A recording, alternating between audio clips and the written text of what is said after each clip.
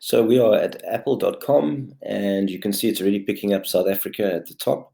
So in this SEO Cape Town guide, we are going to look at Hreflang tags, and let's have a look at apples. So inspect, so we see the render DOM, and now we're going to go command find if you on a Mac and go Hreflang. And immediately we can see there's the English USA version, but we are seeing the South African English version. So let's have a look for ENZA. And ZA is the country code that is linked to the English language tag, this Hreflang. You can see it over there. And indeed, it is there as an alternative version.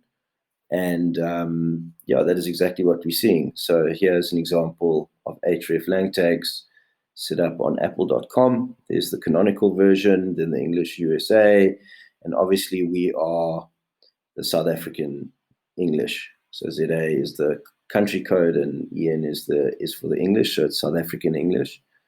Yeah, thank you very much.